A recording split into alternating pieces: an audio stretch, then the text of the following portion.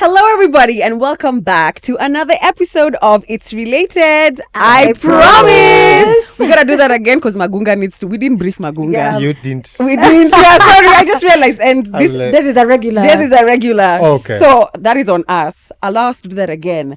All right. Are we ready? Ready? Okay. Welcome back, everybody, to another episode of It's Related. I promise. We're here again with another amazing episode. We are kind of full house today with our amazing guests. If you're wondering if we planned the outfits, we absolutely did. We gave a color. Yeah, color scheme. Just Exactly. a color scheme because from the first few episodes with Sharon, we realized we are automatically matching without planning. And then we said, oh my God, what if we always match? Yeah. And then we're like, is it corny? Is Right? it weird? And you were like, no. Let's do it. Let's do it. So for as long as we can, we will match. Yeah, period. Speaking of, we actually would love to have a fashion collaborator and partner. Please. If you want us to wear your clothes, if you're Please. African, if you're Kenyan, Yeah. and you want us to wear your clothes during our Shoots. Yeah. please just reach out to us either on DM or in the comment section and we shall get back to you. Yep. Let me start by introducing our amazing guests.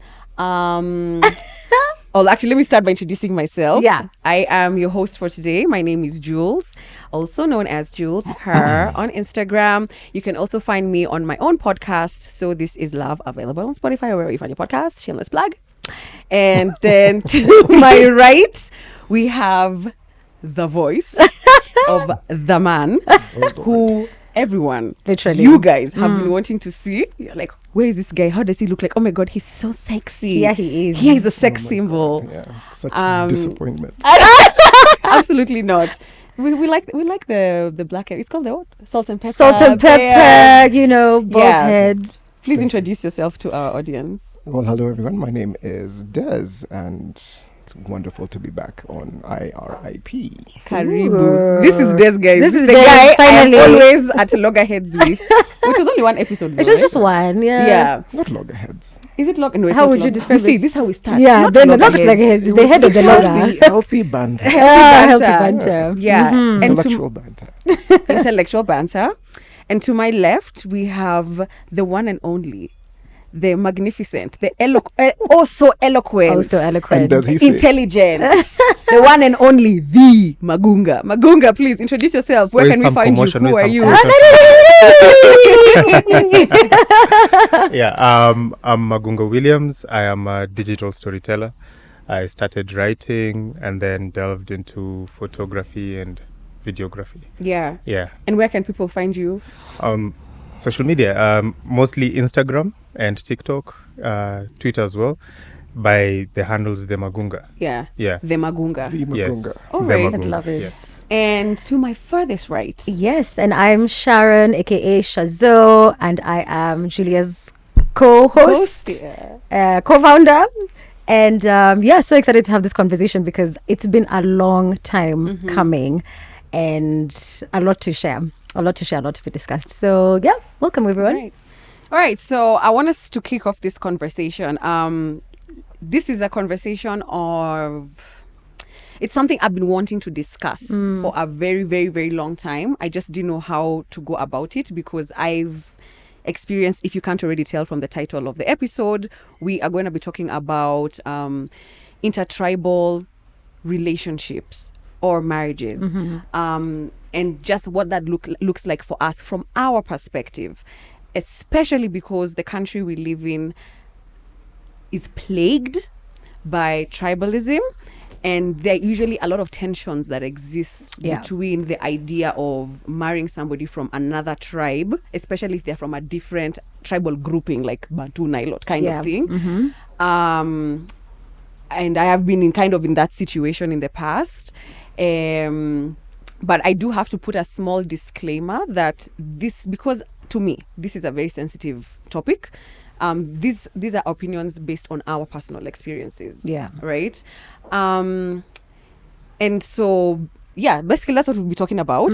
But in true IRP fashion, first and foremost, we start the conversation with what's caught our attention okay, in the recent past, maybe on your way here, something too you can tell us. I want us to start with the guests, because if me and Sharon start, it will become a podcast of its own. Truly. Yeah. So the Magunga. Yeah. What's caught your attention Well, recently? Yeah. we were shooting for some brand, and while shooting we were doing this thing for evolution of music, from the 70s when we used to use vinyl, and then not 70s and before, really. I love that stuff you do. then- Yeah, me too. on IG. Instagram. Thank The you. storytelling. Yeah. Yeah, so it was vinyl, then cassettes, then CDs, then streaming. So while we were shooting, what struck me was just how technology was meant to bring us together, but really, I think with music, it kind of like pulled us apart, because with physical music, you guys had to meet, you and your friends had to meet to enjoy music.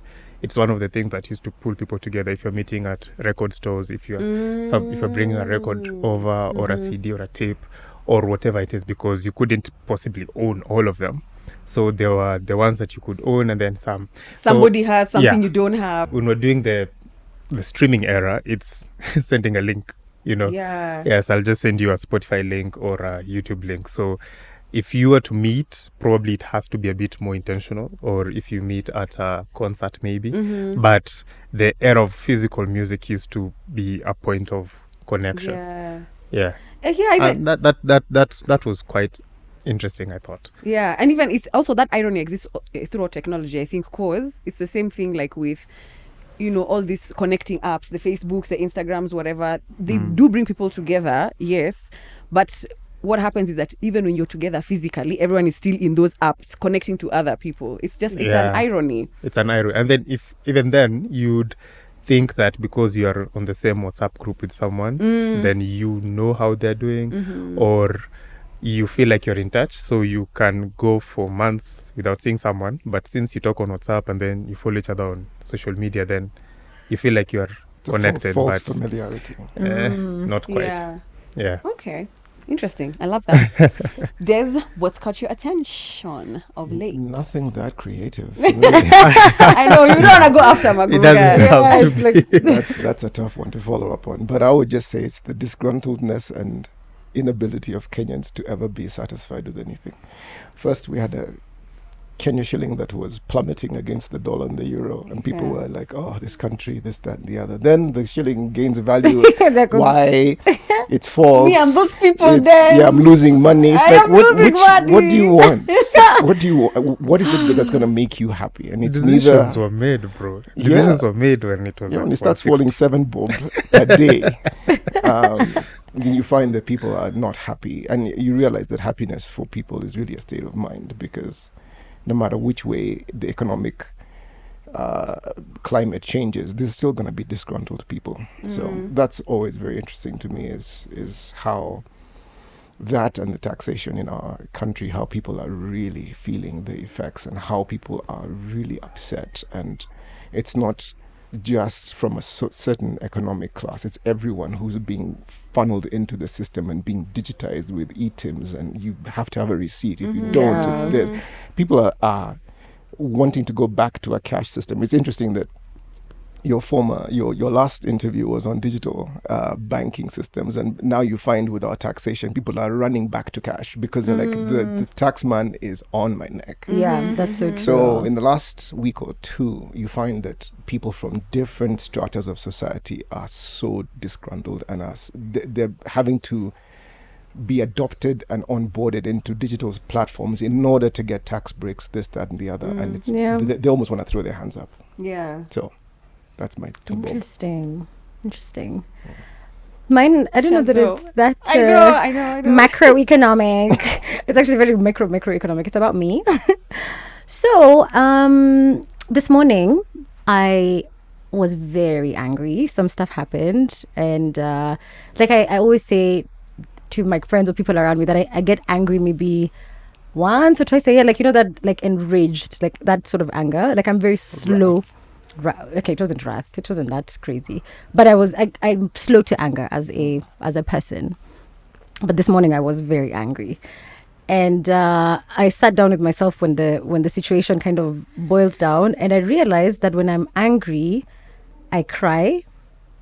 And I was just curious, like, how do people react when they're angry? Because it made me feel a little weak. Like, I was like, am I weak for crying when I'm angry? Like, I feel like I felt like I should have demonstrated a stronger anger to the person that angered me. But I was just very much like, okay, well, I'm upset. Yes, you've upset me, but I just was like, you're such a dignified way to get angry. I felt like the reverse. That in really, fact, the I felt like I was tears are a way of expressing your disappointment without it being aggressive. It's strength.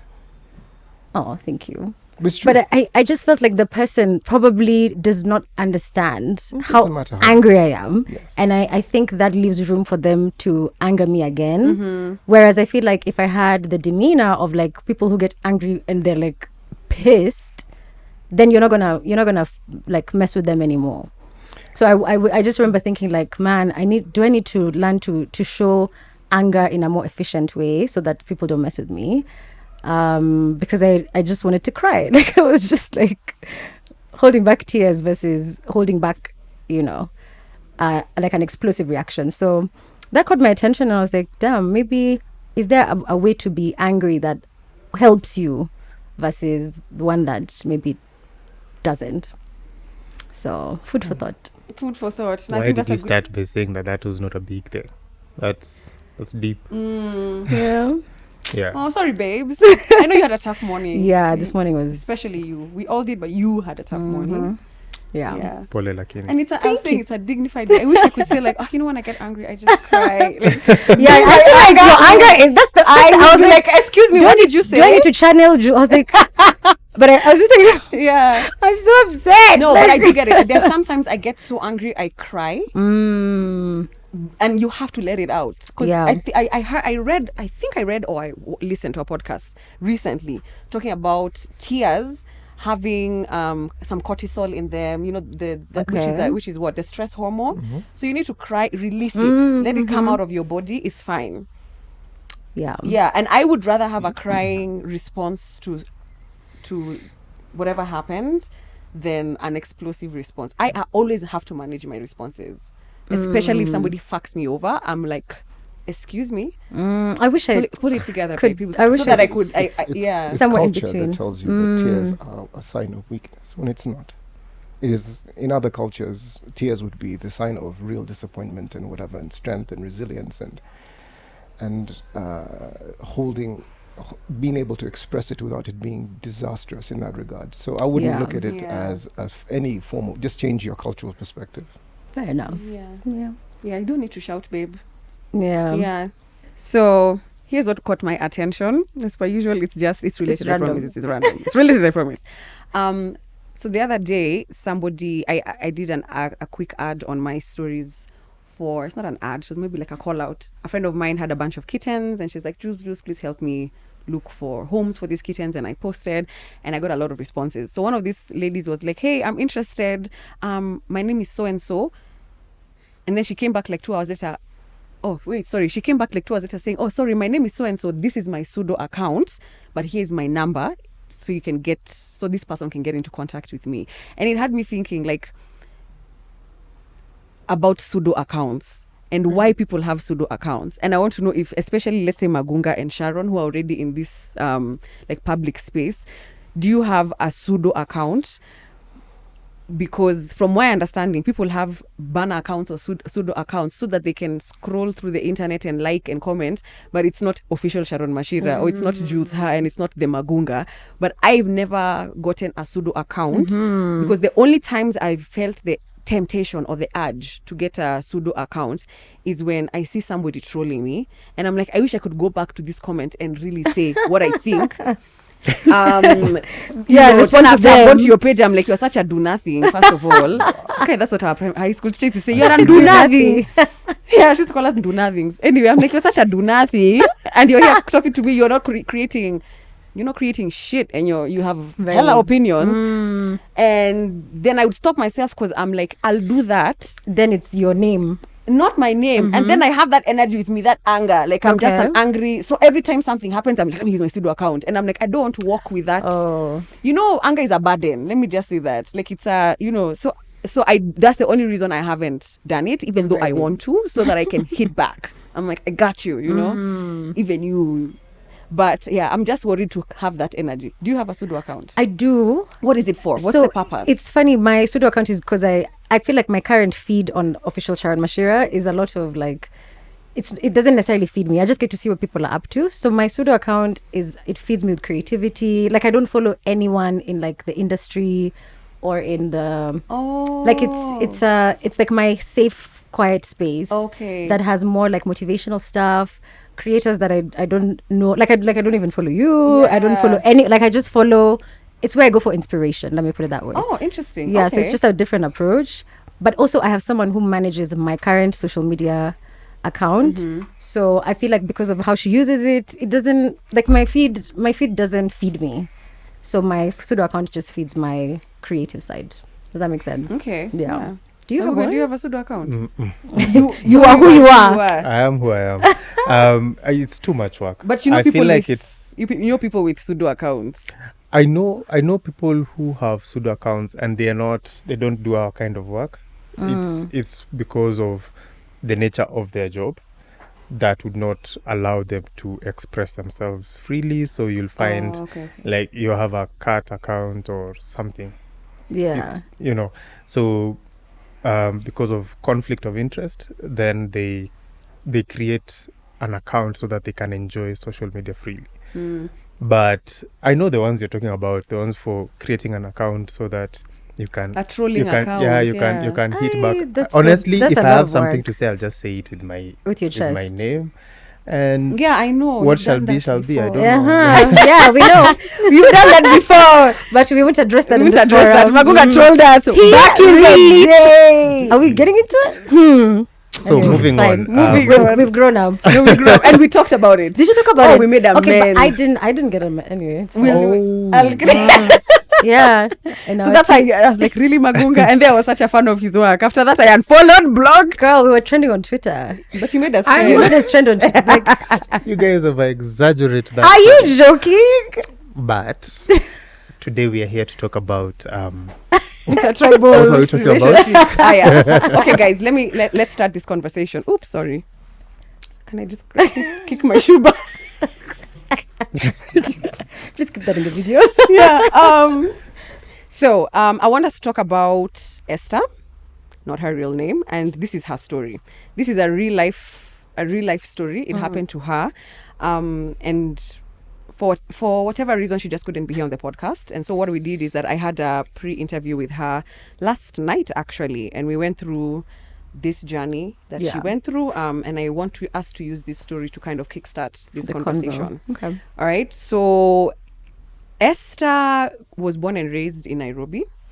And so what that meant for her is that in her words, tribalism did not occur to her when she was young. She had friends from different tribal backgrounds, and do you say historical backgrounds or what? Cultural backgrounds. It was up until, and then when she got to Form 4, or after Form 4 is when she started dating seriously. Her first serious boyfriend was a guy who, I don't want to give him a name, but let's just say he was Luya, and actually Esther is Kamba. And that was the first time they dated for a long time. But that was the first time she said that this idea of cultural differences, like she got hit by it.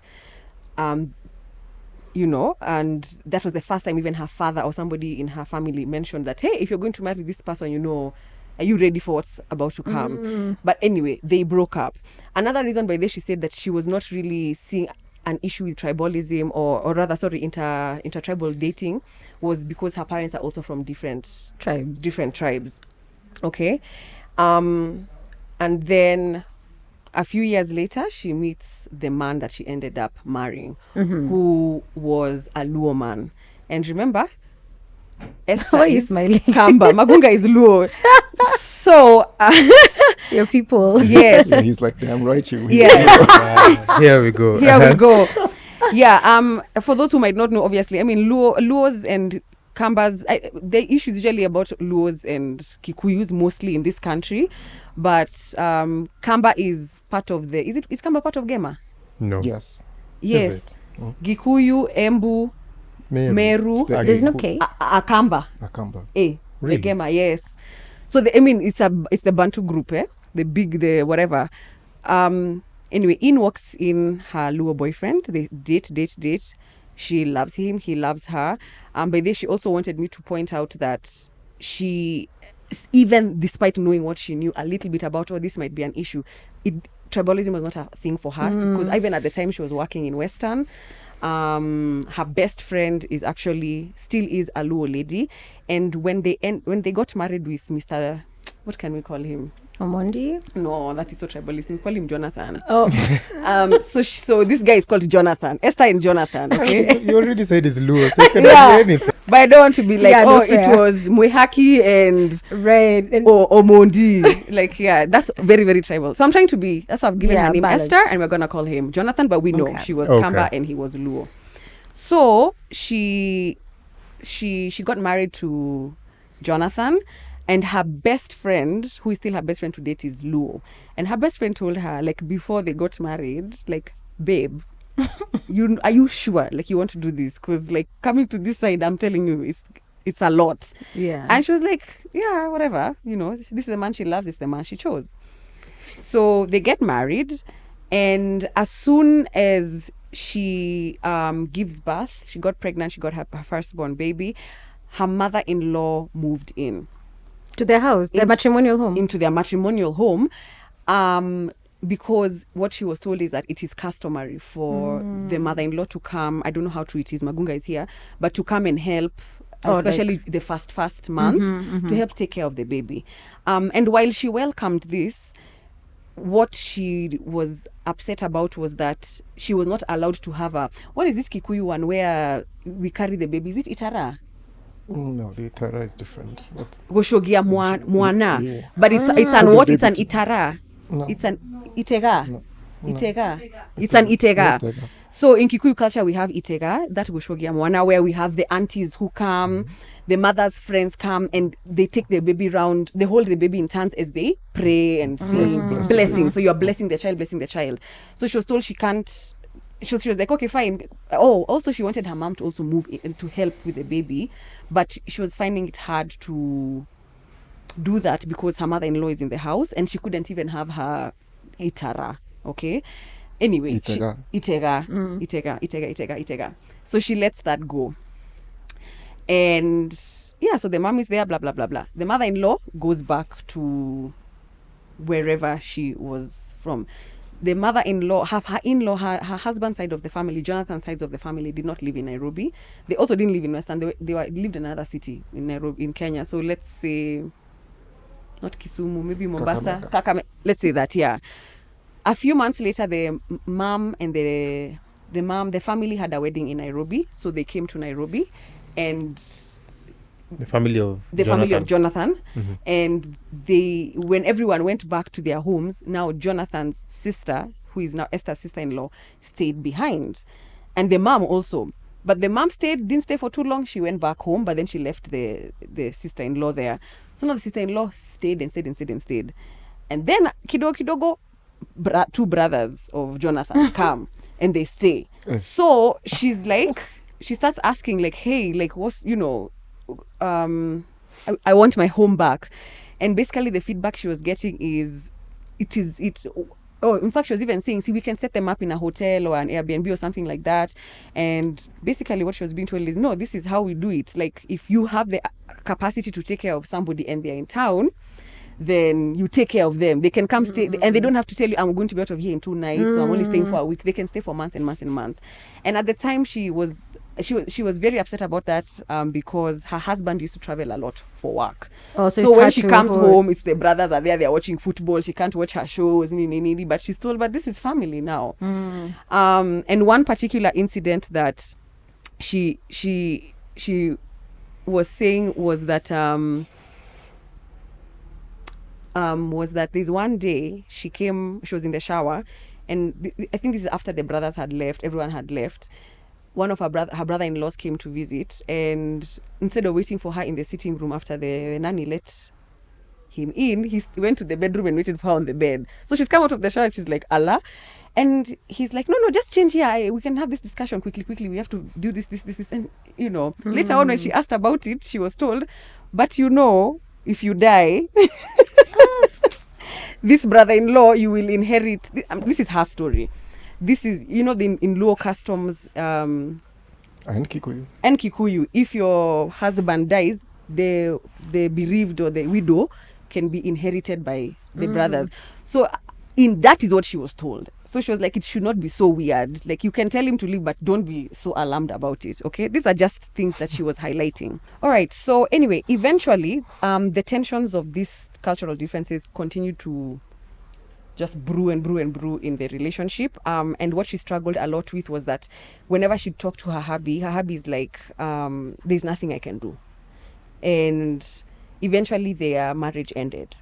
Now, she was very, very, is the word like specific? Like she was adamant in saying that the marriage did not end because of the cultural differences. There were a lot of other things happening in the background that caused the marriage to end. And even when when she was getting her divorce, she was pregnant with her second child. She didn't even wait to get to full term.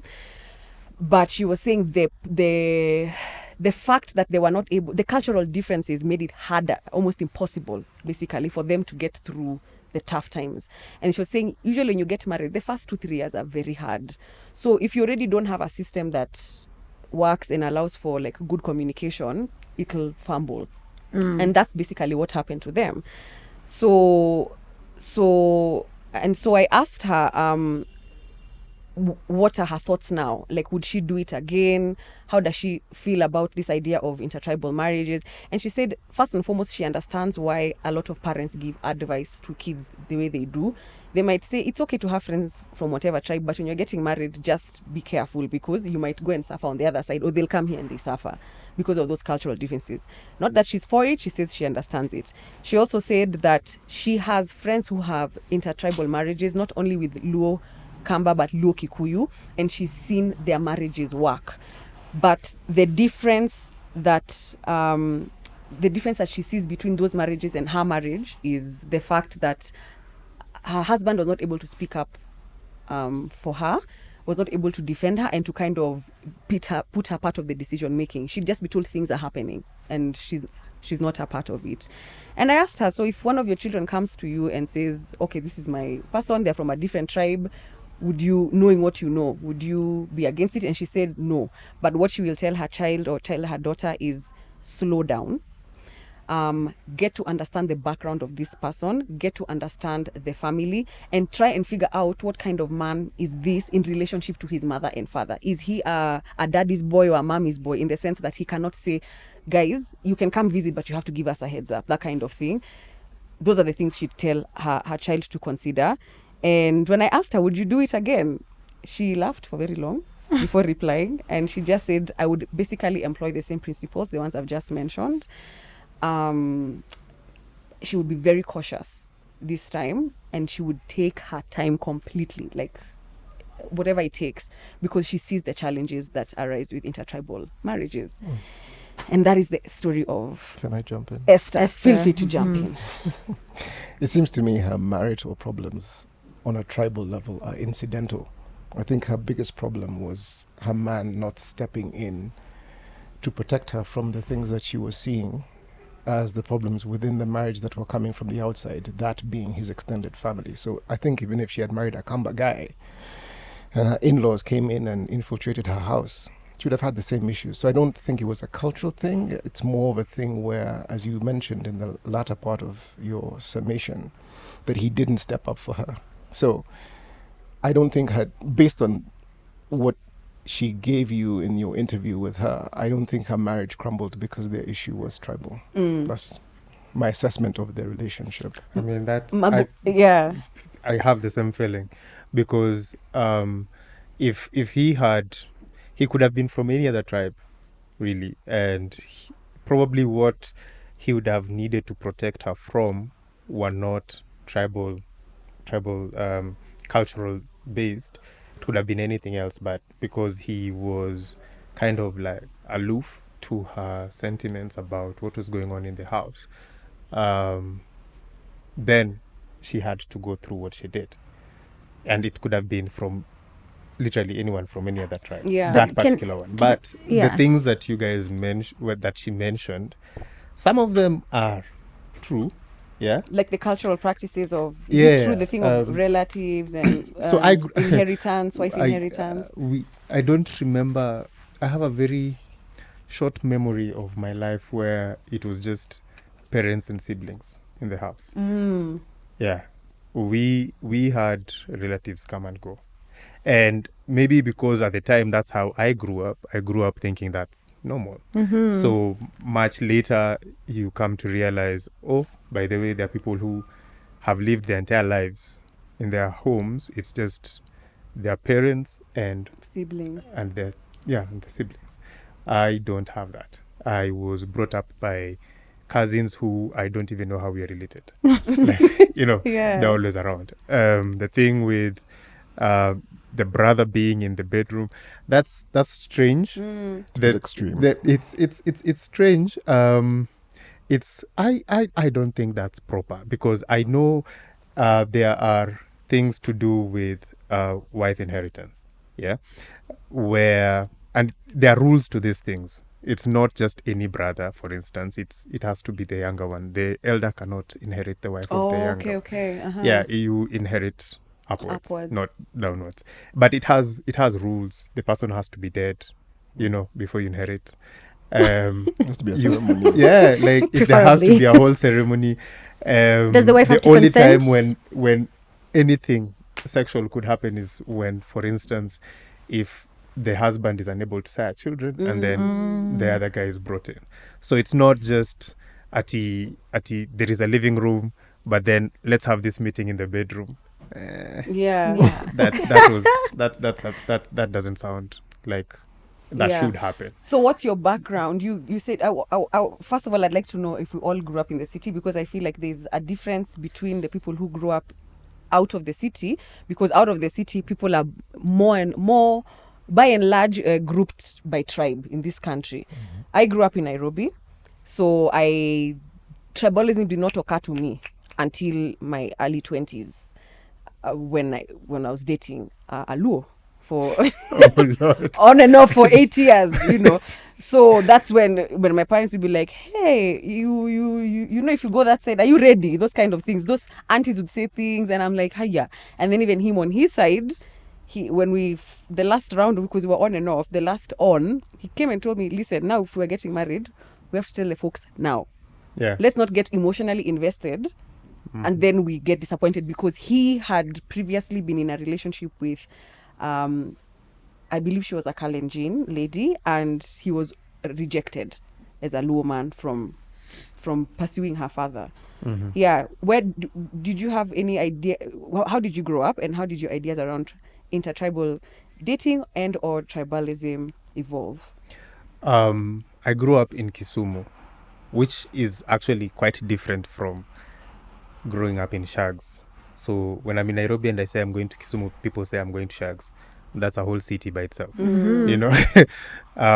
It's predominantly Luo, but it is very metropolitan. So growing up in Kisumu, there were a lot of intertribal marriages, including Kikuyu. There was in 2007 when now everything went tits up. The people who suffered were Kikuyus, because there were so many people who had come in and set up businesses. There was even this hotel, this club that's called Kimwa, and it was owned by a Kikuyu guy whose children did not even know Kikuyu, they knew Luo. But then when politics happened, politics is what triggers most of these conflicts. So there was a lot of intertribal marriages, but back home in Siaya, it was not very common. But what would be common is probably like our neighbors being the Luya. That was very common back in Shags, because we basically share borders, and that's not strange. But in Kisumu, on the other hand, that was normal. Yeah. Yeah, it was not so strange that you married outside your tribe. But I will say that even as we grow up, the people, like our parents, are of a different generation, and they had their own issues with other tribes that we didn't have. And like I told you, Kisumu, where you grew up, we were just basically in a metropolitan with different tribes. But we would always be told things about other tribes that you grow up later on and you realize. And even them, they tell you things that they're told about us. And then you grow up and you're like, yes, it is based on a truth. But then this truth has been manipulated so much. And, like, they don't have the full context of these cultural practices. So as they say, some of these things are based off on, hearsay, rumors, and maybe two experiences over here, about people. For instance, we were being told if you marry Kikuyu, ataamka siku moja and aende na watoto na mali yako yote, Really? Yeah, that was the most common thing we were told about marrying Kikuyu. But we will. I was going to say, I don't know why that's not a myth. So Can we translate that's what that? we were told. I don't know if it is true. Oh, it yeah, is because true. in law, I is it don't true know. that Guys, we need to translate that for international listeners. Okay. Okay. Yeah. So we were told if you marry a Kikuyu, she will wake up one day and disappear with your kids and all your property. Yeah. I mean, it has happened. True that. It has happened. I'm sure there are stories about it, but you can't blanket But why did all she of leave? it. No? Like, what was maybe there was Yes. an issue I don't. I'm so I don't curious. know. Well, What people were the other told- things you were told about Kikuyu? Kikuyu? Yeah, because we hear. No, back then it wasn't like a serious thing. Right, It was just just that stereotypes. Kikuyus are thieves. Yeah, you know. accused are Like, thieves. Yeah, we've had the if it is stereotypes. if it is to put it bluntly, it is that right, Right. that Kikuyus are thieves. But on Even the the other hand, women. yeah, especially The biggest. Listen, I would rather we talk about these stereotypes here, make light of them, because when we are so scared of them, we give them power. Yeah, Akikuyus thieves, no, they're entrepreneurial. They're It's a hustlers. fine line. with other Yeah. people's property. But I mean, as we were told, As you, Yes, yeah. yeah. Who knows? Even as we're told. please. Yeah. And then on the other hand, there is this thing that is constantly said about Luos, that we sleep with the dead. And Yeah, it's I'm like, necrophilia. it's for real. It's not. I've It's never not heard that true. one before. It's not true that you're made to sleep with the dead when your husband dies. Dies, yeah. No, it's because of the way modernity happened. Someone has passed away. We have to see that the person has passed away. Atachukulwa, they'll be brought from Nairobi. Speaking your language. Yeah, right? Yeah, well, don't you? They'll be brought translate. from Nairobi, taken home, Yeah. and they'll spend. Typically, someone will spend there will be like a vigil with the body in the house. Okay. Right? Right. So when you go to bed, that person is there, and Or then the sleep next with day, the dead. yeah, not no, have we sex we with the don't dead. have sex with them. But Yeah. you see, when people say You sleep with them. you sleep Direct with the dead, you're like, translation. what do you mean? Is it Because that's true? what is said, Right. and Sleep I've with heard the that dead. so many Many times, And yeah. let's not even get into like funeral rites and whatnot, because I know for Luos and Luyas it's a bit elongated. Other people, someone dies, next day, 2 days they're buried. You're like, what? You didn't like this guy, or what Yeah, is-" yeah. You know, for us it has to be a whole it's a Celebration celebration of of life. life. Life, Yeah. yeah. Baka disco matanga and everything. Disco Right. matanga. So- Is it true? Disco. I have so many questions. Anyway, just finish. Yeah, I've just So remembered. disco matanga is the one thing that I think throws people out. What's What's disco matanga? disco matanga? It's where you guys all of Yeah. They're doing that. No, you you have doing a that? bash, but there's a lot of sex. in the Yes, party. there is usually sex. A in lot the of sex party. because I heard that there's a lot of sex in the parties because somebody has died, so you're bringing them back to life. Hapana. It's just it's a bash, Yeah. and people like sex. Joe, And who's there been giving is you this info? I was getting a Omega no. 1 imeletwa, Musa Jakadala is there, or whoever it is that they will bring. There will be Ohangla. People will be, after the person has died and he's been buried, right? So after that, it is normal to have a disco matanga Yeah. to enjoy Celebrate. To celebrate. Me, You know, me when I die, you have to have a actually, bash. it even helps you, like, you know, Get over the grief. Yeah, kidogo, you know. I mean, after 3 days, you will be back thinking about the dead, but for, you know, Right. Yeah. Because So- there's that wailing. You go through the wailing, and then you do the you bash. mourn for so long, and then the mourning period ends, and then life has to move on. Yeah. No. But utapata at that point now is when village girls are coming out. You know, they're allowed to go. You said you're going to the funeral, and It's a bash. and it's a bash. Boys are there. Yeah. Kuna mtu amekuja na has kutoka Nairobi ama watu walihaya school bus kutoka sijui wapi, and then you know, people are like, why not? That back seat looks comfortable. Yeah, I was told, is it true that if let's say I was married to a Luo, like I was married to you, and then I die in the mortuary, I have to be buried with a panty because actually this is not even my story. This is Esther's story. Esther told me this yesterday. She told me because there's one time I don't want to get into detail, but she told me that this is what she observed, that when a woman would pass away, she has to be buried with a panty, and the relatives have to come and check, because apparently if she's not, it was the belief that if the surviving husband has a new wife, it'll block her ability to have a baby. What? I'm hearing that from you. If it is true, but you see, if you're talking about funeral rites, back before underwears were invented, were they? Maybe there might be like something that was there before about burying naked, but I don't know anything about specifically The underwear. panty, okay. You know.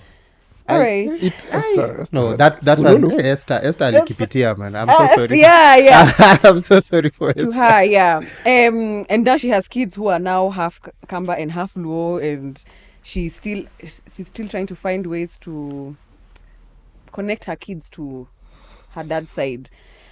I want to know from Des, how did your idea? Because I can tell you how mine started, but I don't want to start talking before you guys talk. How did your ideas around tribalism and intertribal dating and or marriage evolve over time?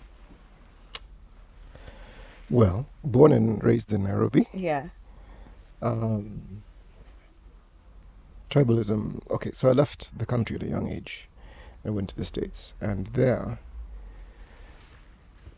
Kenyans band together because we were Kenyans, and the tribal thing was never a thing because we were so isolated that being amongst Kenyans by itself was such a privilege that what side of the tracks you came from or what tribe you were from were completely incidental. Now we're here for a common experience as Kenyans living in America. So the idea of would you date someone, say in a foreign country who's Kenyan, on the basis, or not date them on the basis of tribe, never actually came into play. So that became my experience. So even having moved back to Kenya, it's very irrelevant. Actually, it's just about your temperament that is more important than your tribe. And not in addition to that, a cousin of mine, my first cousin, my mze's elder brother's daughter, she lives in Canada.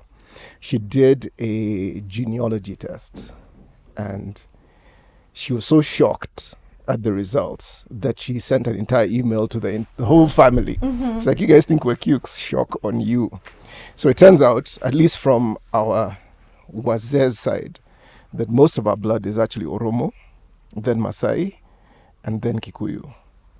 The percentage-wise. Yes. Oromo is Kushites. Yes. Oromo, yeah. Ethiopians. Damn. I only saw that in like. But then when I look, okay, I take more after my mom, so you wouldn't see it. I mean, you look at my sister, for sure. You'd look, you'd be like, that one. There's some cool shades. Yeah, there's that very. Okay. It's a those features of the way you look at some Ethiopians and be like, yeah, you guys, yeah. So I say this to say, so many people, especially Nairobi, are mixed with Maasai and especially Kikuyus especially and Maasai. Kikuyus, yes. Yeah. This was their land, right? Nairobi was their Maasai the land. land of sweet water, cool water, Nairobi. And then, we're in Kileleshwa, that's it's a Maasai name.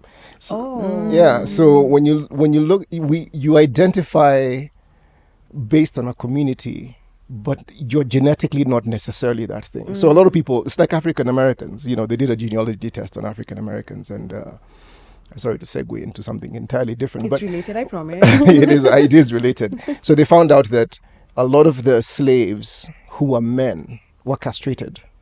So you come into the plantation farm, say you're the Mr. Johnson, and there are a lot of Johnsons, Mr. Jackson, there are a lot of black Jacksons, those were plantation owners.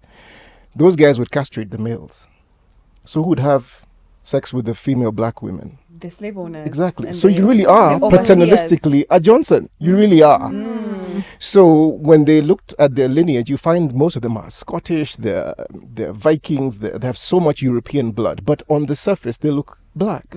So I would argue that a lot of people, especially in Nairobi, because you talked about because your question was laced with the idea of where did you grow up? Because if you didn't grow up in Nairobi, that if you grew up in the village, you'd be more culturally biased than people who grew up in Nairobi. Because in Nairobi, you have that hodgepodge of cultures and bloodlines, to the point where just because you identify with a group doesn't necessarily mean that you really are. So for instance, my mom, who is from Murang'a, grew up in Nairobi because my grandfather, worked at Kenya Railways. So she grew up in Nairobi. She's a Nairobi chick. Her elder siblings are from Murang'a because they grew up there. But by the time my grandfather worked in Nairobi is when my mom and her younger sister were coming up. So she speaks fluent Luo. Really? She's fluent Luo and Kikuyu and whatever, but she doesn't identify with Murang'a as her shags. Nairobi is her shags. So then she married a guy from Lokabete who is right behind Loresho. So our shags for us was going home at 4 o'clock for tea. We go and see my shosho after school. That's how close shags is for me. So the idea that you can gravitate back to being somewhat identifying culturally and being in a homogeneous environment in which you're segregating yourself from your neighbors who are a different tribe just seems ridiculous. So no, I never grew up with that stigma. In fact, for me, it's really a case of, are we aligned in how we think and what are our common experiences, be it as Kenyans, Africans, or just humanity, more so than what language and what do you subscribe to on a village basis? I think it's On a village basis. Because really your tribe is really, it's really identification. It's a survival strategy. If you are, say, a pastoralist and you guys are nomads, if you're not going to adhere to you'll be left but in the wilderness. And while I hear you and I agree, like in theory, but to sort of answer on my behalf, I feel like I definitely don't believe that I date in tribal lines. I'm not married, but I don't think I date in tribal lines. But when this topic came up and I was looking at my dating history, Kikuyus, I think 80%, 90%, and then the others that are not Kikuyu there was a Ugandan guy and a French guy. Can I answer that question? So what I'm trying to say is maybe we might not actually with our chest be like, I'm dating, on tribal lines, but I do think we've been programmed to date what is familiar, because at least for me, my dad is Kikuyu, my mom is Kikuyu. Okay. And the question of like, when did I interact with tribalism the first time? It's always whenever there's elections. That's when I'm suddenly reminded of, I'm Kikuyu. And like there is this sort of, divide that you don't go to the other side, whether it's dating, voting, like that's when there's clear... I would argue that what you said is more poignant, which is you date what's familiar. Exactly. Hold on. What you've been dating, what is familiar in Nairobi, if you were to throw a dart from the sky to hit someone in Nairobi, what tribe would they be? Kikuyu? Exactly. Also, you're saying it's a population... It's a statistical issue that you're dealing with, more so than a bias on your part. So you think there's more Kikuyus? Like I said, my shags is 5 minutes away. But me, I was not necessarily dating here in Nairobi. I was also in the UK. I dated a Kikuyu guy there. I have a history of Kikuyu, dating Kikuyu guys. But I think it's familiarity in the sense that, okay, not even familiar. I just think, even if I think of my friends right now, I think I have 80%, like, you might be we're not even friends like that, but like, I don't know that I have non-Kikuyu friends. I mean, I don't know people's tribes that deeply, to be very honest, but I do think, I think it's incidental. I don't think, like, I definitely know that if you tell me, Sharon, who are your Kikuyu friends, I can give you a long list. If you say to me, Sharon, who is your Luo friend, I'd have to really sit and think, who is that? And that for me is why I'm like, I think we might not be saying we're dating people tribally with our chest, but I do think we are, even the people we're exposed to, the people that are around us, we do interact in tribal lines. I think it's almost programming. That's interesting. Like, I think you have to be intentional to go outside of your tribal lines in this sort of, in our day and age. Like, I have to say, I'm only dating Luo men. Then now I start looking, okay, there's Magunga over there, there's the Omondi over there. Like, I think you have to go out of your way. I think you are, by definition, not you specifically, but humanity is drawn to what you notice. So again, Right. if you notice, if I say red cars, you can Then you go start home seeing and you'll notice them and you'll see True. them. So Yep. if you allow yourself to subconsciously see a certain characteristic in people, you will start being attracted to them even subconsciously. So I think for Yeah. you, maybe your experiences even living abroad is that those are the only people or demographic that you've had in your subconscious that you're drawn to. Maybe. And also there's that stereotype, not a stereotype, but like, for me, when I think about dating tribally, it's the stereotypes of, Luo men spend more money on their girlfriends or wives. Like, they spoil, and you can correct me if I'm wrong, but like, there's that stereotype. And whereas if it's known that if you're dating a Kikuyu, they're not gonna. You're not gonna get nothing. You'll just get vibes You'll be and taken love. to Karomaido, Yeah. to eat meat or to Jogonas. And I had a theory Wow. once. Someone. Wow. So as in defense of Kikuyu man, since I'm the only one here on the Yeah, dais who's the yeah. Kikuyu man, I firmly reject that. I think Really? if you meet I don't know. if you hold Everyone on, in the background is hold agreeing on, with me. hold on. If you meet a particular person whose priorities, even if it's a Luo or a Luya or whatever the case might be, whose priorities are to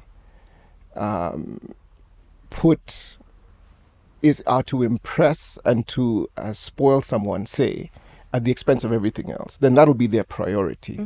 But you will seldom find that if this Kikuyu guy that you're saying is stingy and whatever, you will find that everything that maybe he's using in terms of his resources are going towards the betterment. Yeah, it's of like a the long-term. relationship. Yeah, Yes. I get that. So it depends on your short-term and long-term objectives. No, some of them are just stingy. I know, I like how agree. you're making it sound so noble. Like, Because seldom I'm do you telling find- I've dated a Luo guy, I've dated a Kikuyu guy.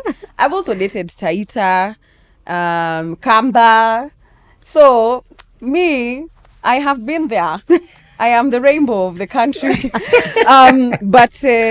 But those, for me, the stereotypes started to come in when I was at that marrying age, like 23, 24 there.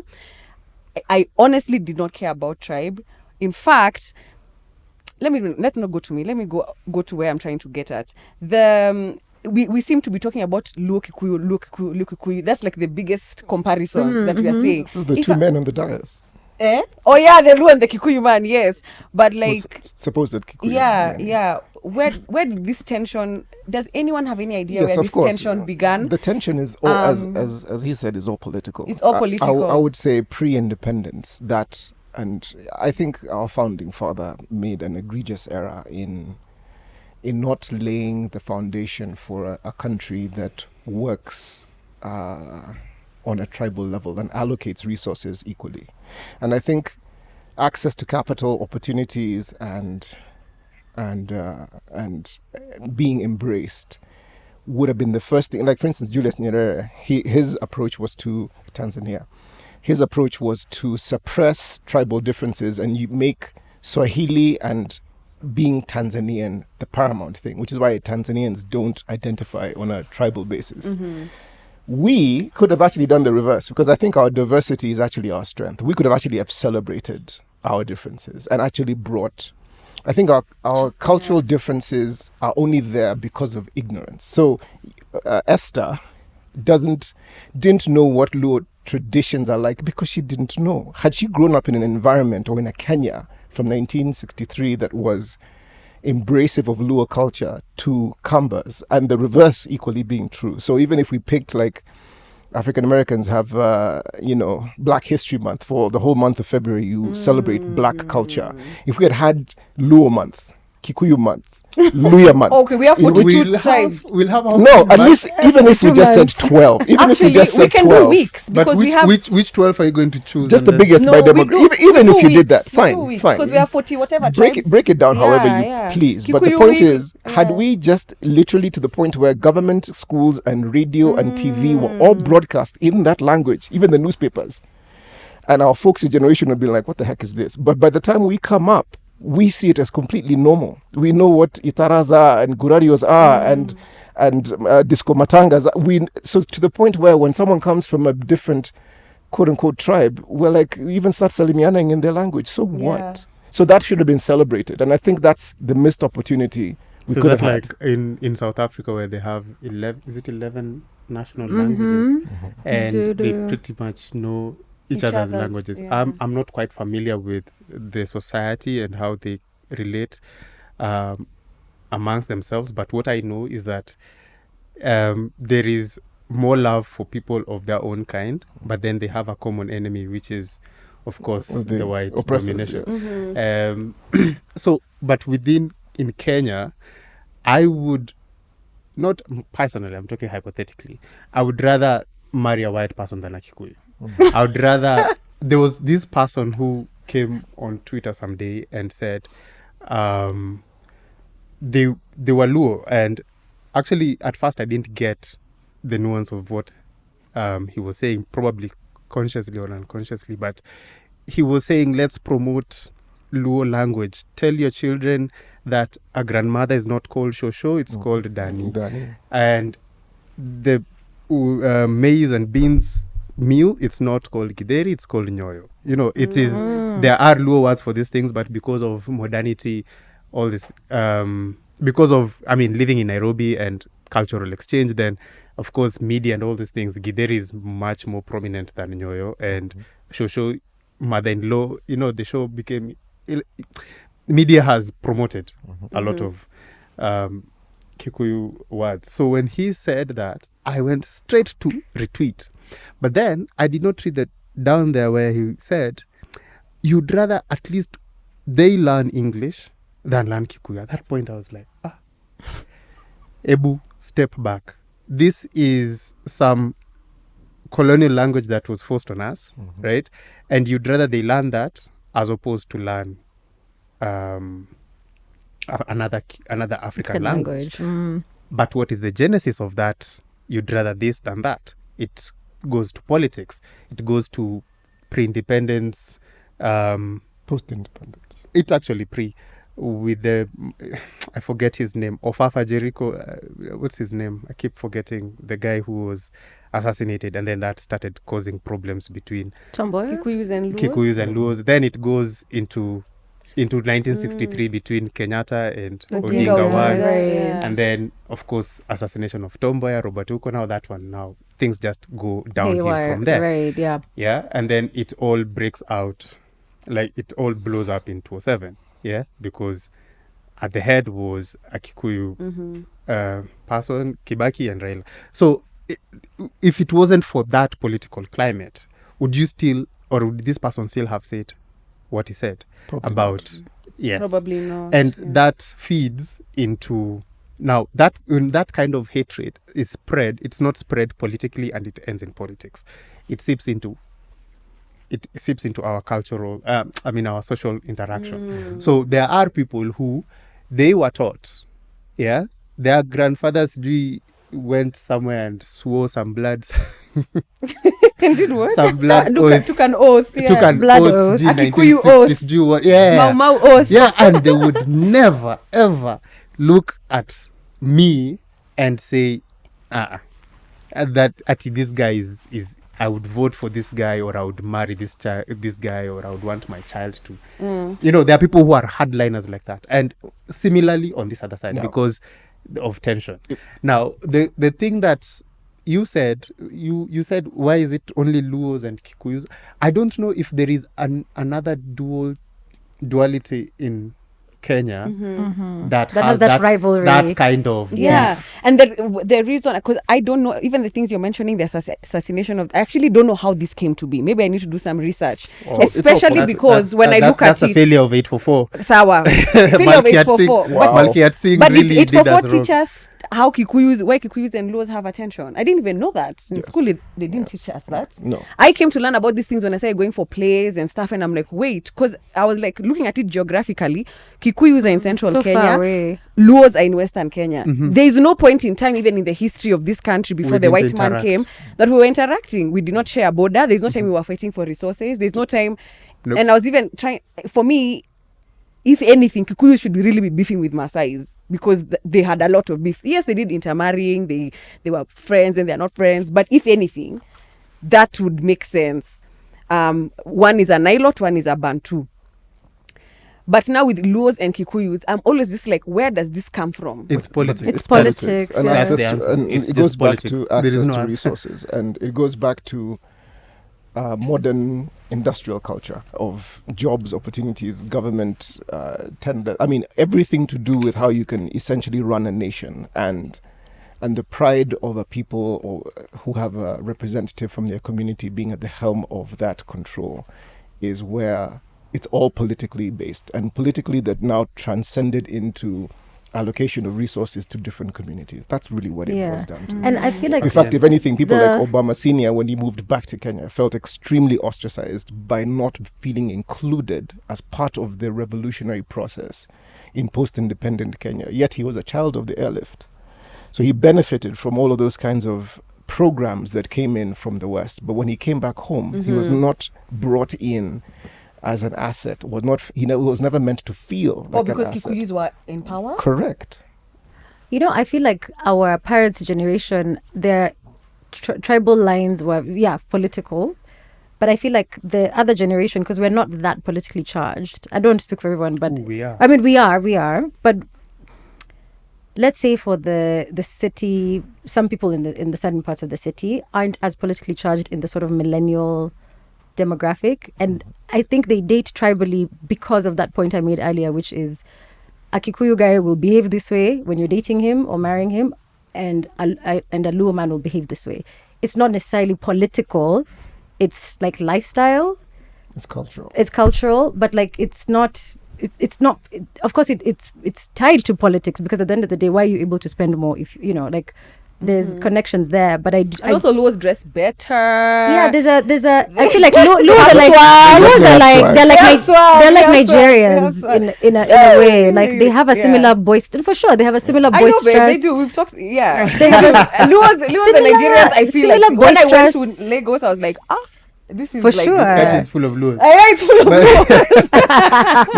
No, to what you're saying, I don't know why we think that these people who live in, these urban areas, like, let's say, the Kileleshwas, Kilimanis, and Kares, I don't know why we think that for whatever reason, that kind of exposure they've had or education or whatever it is, that they don't act tribally. I have, my experience has been completely different. You wait until it is siasa season, and elections. you will see just how you follow somebody, and you will see what kind of thing they're going to, the kind of things they're saying, because at that time everyone is charged. Outside of that, people are not charged. You see, there is not much But you see, particular attention. it's interesting you say that. But way. I was going to say that we underestimate the power of, decades of demonizing each other, what it does to subsequent generations. Those people had their reason, yeah? But then it sipped down through generations to today. Utapata. Yeah. There are people who are like 16, 17 years old.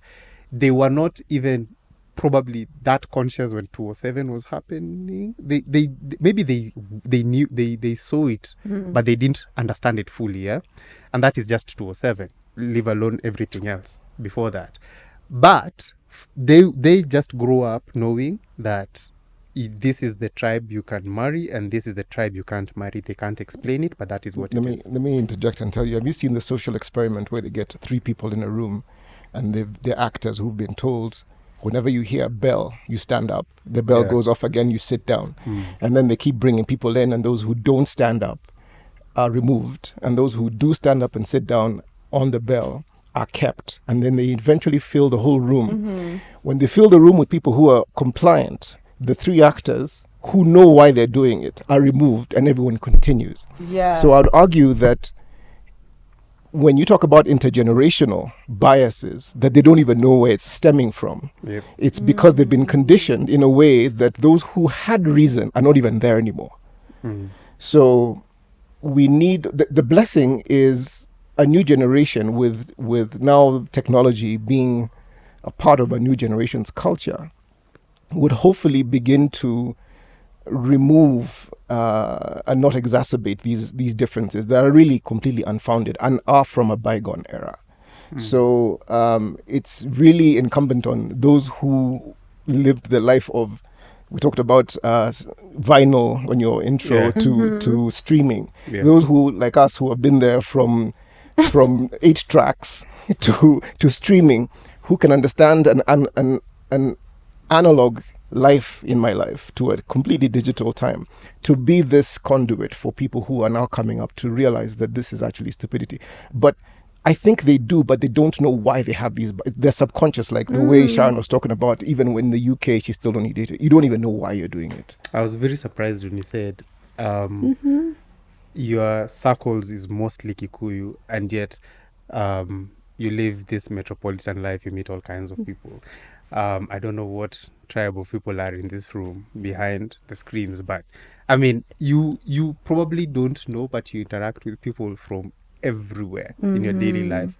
But then maybe you need to interrogate why your close circle is full of Kikuyus and not people from any other tribe. Do you know what yours is? Your group of friends? Ooh, Is it a mix? I have a lot of Kikuyus.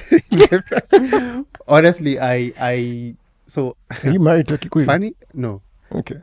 Actually, yes. She is Kalenjin Kikuyu. Yeah. So I was going to get into that. I was going to say, we are on Friday. We are shooting this on Friday. Yeah. On Sunday is my 1-year anniversary. Oh, congrats. Now, when I look back, thank you. When I look back at my wedding lineup, there is no other Luo except Brian Babu, who was my best man, yeah. Yes. So everyone else is predominantly actually Kikuyu, not Luo. And I think I have more friends outside my tribe than I do within my tribe. Yeah. It was not intentional. It was not intentional. It just so happened to be. Question: who is the Kale in her family? Her dad. Her dad. Yes. Was there any resistance? Interesting question. Yes. It's the reason I asked that question. Okay. What's the reason? Because the purveyors and the identification of children and culture is women. So if her mom was the Kikuyu, it's called mother tongue for a reason. She's really more Kikuyu. Culturally, even though she might be identified with a Kalenjin homestead, the mother, when you marry, which church did you get married in, yours or hers? Not church. Okay. It was a civil wedding. Civil wedding. Odds are, had you done a church wedding, it wouldn't have been yours. It would have been hers. Oh, okay. The religion of your children is probably her religion. So the only thing you as a male would be doing is providing and protecting with the swag, the low swag. But and investments, please. Don't just... But the language and the culture of the children is always maternal. So if her mother is Kikuyu, she's a Kikuyu, culturally speaking. Well, I don't know about any of that. So that is where I was going to, that's the other point I was going to go to, about when people get married, how do you then decide Which if you culture? have children, are they going to be Luo, are they going to be Kikuyu, are they going to be Kalenjin, are they going to be what? So I think luckily for us, that's not a big deal. Yeah. Even at the wedding, we tried to incorporate, it was a very African wedding actually. We tried to incorporate all the cultures. I told her, you come as my bride, but I want to see both your Kalenjin and your Kikuyu. I'm Luo through and through, all the way back. Actually, yeah, I will come as a Luo, right? So when you look at the pictures, I am dressed in this whole Luo thing, and then she had to change her ornaments and some stuff in between. That's so just dope. to celebrate all Both kinds cultures. of things. Yeah. So when it comes to raising the kids, I don't think it's a big deal for me that they grow particularly as Luo, but I would want them to learn the language. All the Yeah. language, the three. Yes, I would want them to embrace the language and the culture. So if it is important to her that her culture is also passed on Reflected to the in kids, children, yeah. then I won't stand in the way. However, on the other hand, there are people who, and this is the reason people always assume that actually the reason why people don't want to marry people from other tribes is simply out of hatred. It's not always that. Sometimes it's just easier, you know. If you're a Kikuyu marrying a Kikuyu, your cultures align, it is easier. You don't have to, there's no shock like in Esther's case. You know, when someone dies, when you get married, when a child is born, Yeah, like you the don't norms have are the to have same. those conflicts. Yeah. For instance, if you have kids, Kikuyus have a very strict way of naming. Unaweza ingia mahali and you say, hi Wamboi, and then if it's a homestead and it's like All 10 the Wamboi. Wambois are Yeah. turning around. It's a naming system. Yeah, so Yeah. you have to, the first Wamboi born wa? has to be, if it's a boy, it has to be the dad Yeah. on side, mom, and then it goes Oh, you guys goes don't like do that, eh? No, we don't. Okay. You can if you want to, but we name after everything. Oh, You can name seasons. after a prominent person. You can name. That's why there's so many Raila Odingas and Nelson Mandelas and Sankaras Obamas. Yeah. and Obamas. And There's- Biko Zulu. yeah. And Biko. Yes, Yeah. Steve Biko. Yes, Steve Biko, those yeah. ones you'll find them in Lowland a lot. Yeah. You can name after the season. See, like the person- Nigerians, happiness, Yeah, you joy. can- if you Same, if you're same. born during the Miracle. day, at night, whatever, that's your name. You can be named after an ancestor. You can be named so long as maybe anything that reflects how the parents felt like or what the situation was like at birth. If you're born during time of war, there is a name for that. You know, so you can choose. But then imagine now someone who is Luo married to someone who's Kikuyu and everyone wants to stick to their Yeah. Conventions, You can- yeah. you can do both. You don't- I don't sometimes- think you have to yeah, you choose. can do both. Oh, I see but what you mean, but, believe like, me, it's many people hard do not want to to go through to that. go both, through yeah. all that. So I will not immediately judge someone if they say I'm Luo and I want to marry a Luo. Yeah, I will not immediately judge you for that. But if you say you're Luo and you want to marry a Luo because Kikuyus are thieves, then maybe a side eye. And where is that coming from? And then if it has no basis, then Yeah. yeah. But you know, people shouldn't be worried about people who think like that. Just like flat earthists, they'll eventually leave this planet. So you know, we can't build our civilization based on the stupidity and biases and ignorance of the people who think the Earth is flat, so to Yeah. speak. So if you think that all people can be painted with one brush, your time on this planet is limited. We're not worried about you. Okay, I want us to wrap up this conversation. I feel like I'm actually shocked at the timer. I thought we were like maybe 20 minutes in. I think we're over an hour in. There's so much I wanted us to talk about. I wanted to find out if you experienced some resistance, marrying a Kikuyu Kalenjin. I wanted to talk about what are the kind of decisions you make or think about when you're looking for a partner, especially around tribe. Do these things cross your mind? We might have to do a part 2 of this. I don't know. You guys can tell us in the comment section. I want us to finish the conversation by also inviting our audience to let us know what they think about this conversation. I really, really, really loved Desi's idea or suggestion of celebrating culture, because then it stops making it fearful. It stops making difference so fearful and so much resistance of, oh, you guys do this, that's weird. You know, it's making it less making it not uncomfortable. You know what I mean? Making it part of your own culture now. Making it part of your own culture, having awareness of it, and what do you guys think about that? How would you say moving forward we should do this? Because even if I marry somebody from a different tribe, I don't want my kids to lose both cultures, that we say, no, in this house we only speak English because we don't want tribalism. No, I want them to know about Kikuyu culture. I want them to know about Luo culture. You know what I mean? How do we do it as this generation moving forward so that we can hopefully find a healing for this country with this very deep-rooted issue? So I hope everyone has exhausted what they can say in this short period of time. I want us to end this episode. If you've made it this far into the conversation, thank you so much. Hopefully you'll join us next time. And as per usual, it's related. I promise. Magunga. It's related. I promise. Listen, it's related. Sour. Thank you guys. We'll see you guys next time. Bye.